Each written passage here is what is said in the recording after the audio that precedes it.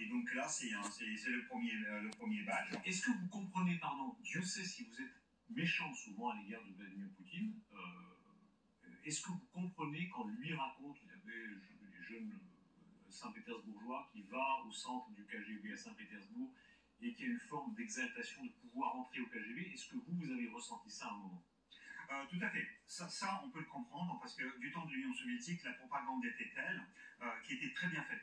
Donc, nous avions des romans, des livres, et nous avons beaucoup de cinéma. À l'époque, cinéma. On ne parlait que de ça, et c'est tout à fait naturel. Même pour moi, à la limite, moi je rêvais de devenir un espion, mais pas au point d'aller frapper à la porte du KGB comme l'a fait Poutine. Alors, première médaille, la deuxième, qu'est-ce que c'était?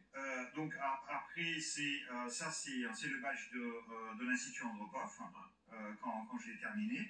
Et après, une fois lorsque je suis rentré au KGB, c'est celle-ci parce que c'était 1988, février, juste avant février. La chute, presque juste avant la chute. Oh, 3 ans avant. Ça, c'est la médaille du 70e anniversaire des forces armées de l'Union soviétique. Et là, à cette époque-là, est-ce que vous imaginez qu'un jour il y aura 89 la chute du monde, 91 la chute de l'Union soviétique? Personne ne le croyait. Personne. Mais là, vous pensiez que vous mourriez, que vous alliez mourir en soviétique? Tout le monde. Nous, bien évidemment, mais tous les experts, personne ne peut le prévoir. C'est d'ailleurs ce qui nous donne un tout petit peu d'optimisme, parce que le régime de Poutine, il peut s'écrouler demain, du jour au lendemain. Est-ce que vous comprenez la nostalgie qui habite une partie des Russes? Pas tous, évidemment, mais une partie des Russes qui voyaient sans doute, avec beaucoup de subtilité, tous les peuples sont intelligents, ils comprennent ce qui va en mieux. Ce qui avait évidemment de monstrueux les soviétiques, mais qui ont une certaine nostalgie de la puissance. Oui, il y a une certaine nostalgie de la puissance, de la considération. On nous craignait du temps de l'Union soviétique comme la première puissance, et on avait à proposer une doctrine communiste qui était une doctrine universelle. Et donc ça, il y a certains qui sont nostalgiques, mais il y a beaucoup d'autres qui sont nostalgiques tout simplement parce que en réalité, après la chute du URSS, il y avait la liberté, mais la liberté, c'est quelque chose de très difficile à porter, parce qu'il faut prendre la responsabilité personnelle.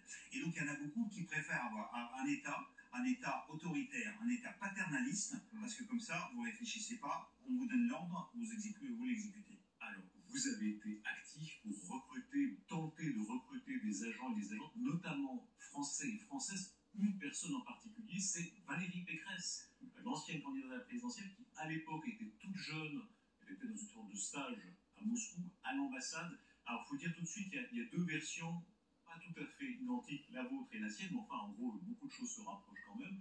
Vous tentez de retourner, comme on dit, à l'avantage des soviétiques. Valérie Pécresse, écoutez ce qu'elle en dit aujourd'hui, c'est un premier extrait de l'interview qu'on entendra plus tard dans cette soirée. Ce même soir, nous recevons Sergueï Girnov, l'ancien agent du KGB. Il y a une histoire incroyable avec vous, c'est que quand vous étiez en stage à Moscou, il avait essayé de vous approcher, c'est bien ça? Ça, j'en sais rien, il faut lui poser la question. Effectivement, il faisait partie des habitués de l'ambassade de France. Mais vous savez, quand vous rencontrez un jeune homme qui a 25 ans et qui parle le français comme s'il était de langue maternelle française, la première chose que vous vous dites, c'est que ça doit être un espion. C'est ce que Vladimir Poutine avait pensé ça de moi quand François Fillon m'avait présenté en disant « j'ai une ministre qui parle le russe ». Il ne m'avait pas demandé pourquoi je parlais russe, il m'avait demandé « dans quel but avez-vous appris le russe ?» Donc vous voyez, la méfiance était de mise, mais des deux côtés. En voyant Girnov, vous étiez méfié tout de suite? Ah oui, absolument. Absolument. Vous savez, autour de l'ambassade de France, à l'époque, c'était en pleine perestroïka, ne rôdaient que des gens qui avaient envie d'avoir des renseignements sur notre beau pays. Et ensuite, il est venu étudier en France. Mais... S'il avait réussi à faire de vous une agente, ça aurait été un joli coup. Futur ministre, etc., ça aurait été pas mal. J'étais trop méfiante pour ça. Ah, c'est quoi, il y a 30 ans? C'était il y a 30 ans, oui. Et d'ailleurs, dans l'interview, elle dit « j'ai pas revu Sergueï Girnov il y a 30 ans ». Et il faut dire, vous avez tenté ensuite de renouer contact, elle a toujours refusé, n'est-ce pas? Non, pas du tout. On a échangé des emails quand elle était députée. Après, quand elle est devenue ministre en 2007 sous Sarkozy, je lui ai envoyé des félicitations. Elle m'a fait appeler par son directeur de cabinet et elle m'a envoyé une lettre comme quoi je ne devrais plus jamais entrer en contact avec elle. C'est elle qui m'a interdite interdit de rentrer en contact avec elle. Ce qui est plutôt Sur le papier en tête de la République, non, normalement, c'est presque délictuel. Un agent, un ministre n'a pas entré en contact avec un ancien agent du KGB. Ah bah si, le ministre de la République ne peut pas refuser d'avoir un contact avec un réfugié politique qui est sur le sol français. Après, elle n'est pas obligée de l'inviter chez elle. Allez, avouez que quand on a été agent du KGB, un jour, toujours, il y a toujours quand même une méfiance. Non, il y a bien évidemment de la méfiance. Et là où Valérie déforme un tout petit peu la réalité, c'est qu'en fait... Ne l'appelez pas par son prénom, vous n'avez pas tout à fait entré dans vos services encore. C'était un ratage d'il y a 30 ans. Oui, mais enfin, on a fait la même école et on se connaît très bien. Donc, quand j'ai candidaté, enfin, quand l'école m'a proposé de rentrer, quand l'ENA m'a proposé de rentrer en 1991, l'ENA a demandé à Valérie Pécresse, qui s'appelait Valérie Roux à l'époque, de donner son avis et de confirmer comme quoi j'étais journaliste à la télévision soviétique. Et elle l'a fait.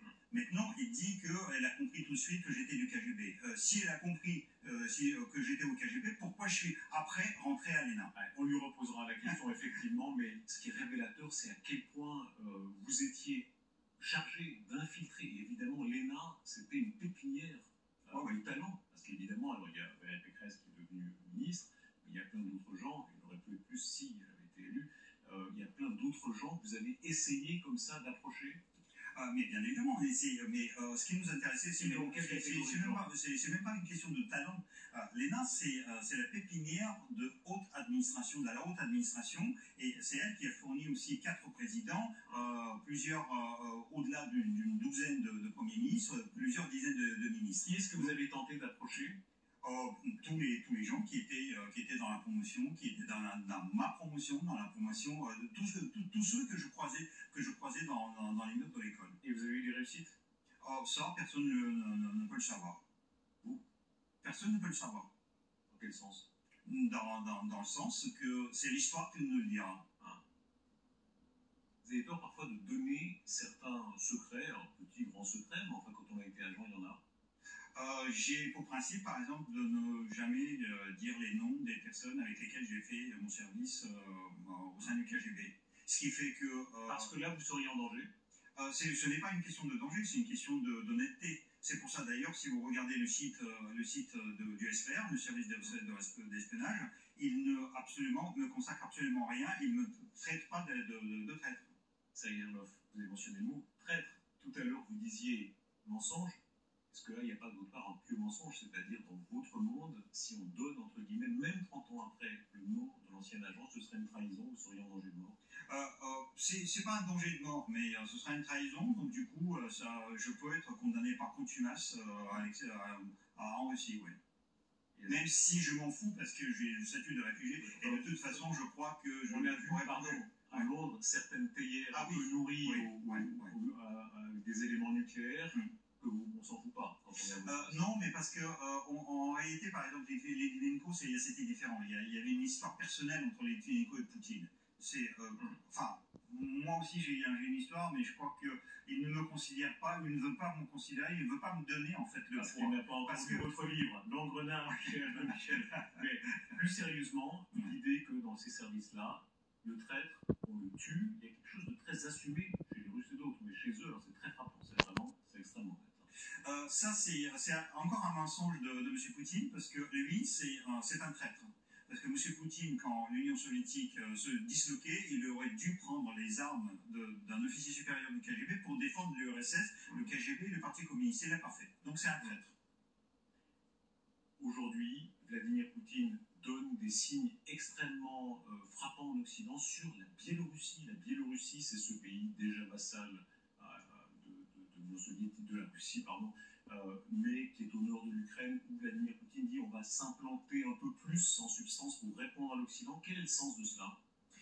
Le sens de cela, c'est qu'il veut élargir cette guerre et il veut impliquer d'autres pays dans cette guerre. En revanche, Loukachenko, lui, il est très rusé, il essaie de ne pas s'impliquer. Jusqu'à maintenant, il a réussi à faire ça. Pendant 22 ans, Loukachenko vous l'avez appelé un vassal. C'est un vassal particulier quand même, le Loukachenko. Il ne se laisse pas faire. Mais là, je crois que Poutine l'a acculé et est en train de l'obliger quand même de s'impliquer dans cette guerre. Est-ce que là, il y a un risque de prolifération? On entendait tout à l'heure Camille Grand, secrétaire général adjoint de l'OTAN. Les deux commencent à s'accuser mutuellement de prolifération parce que, comme dans les années, au début des années 80, avant que Gorbatchev n'arrive, il y a une forme de surenchère. Non, je n'en parle pas parce que de toute façon, même si Poutine accepte de mettre un certain nombre de vecteurs nucléaires sur le sol biélorusse, ce ne sera jamais la Biélorussie qui aura la direction de ces armes. Ce sont les Russes qui vont les contrôler, qui vont les commander. Mais il veut utiliser le sol pour impliquer Loukachenko. Mais Loukachenko ne veut pas s'impliquer dans la guerre parce que, par exemple, il ne veut pas envoyer l'armée en Ukraine parce que son armée, c'est juste 30 000 hommes. Et si jamais il y a des pertes, il n'y aura personne pour le défendre. Et Loukachenko est très contesté à l'intérieur de ce pays. Il risque après une révolution chez lui. Parce que les Biélorusses, ils peuvent faire une révolution contrairement aux Russes. Sergei Girnov, nous recevons et nous continuons la discussion le professeur Dominique Moïsi, spécialiste de géopolitique.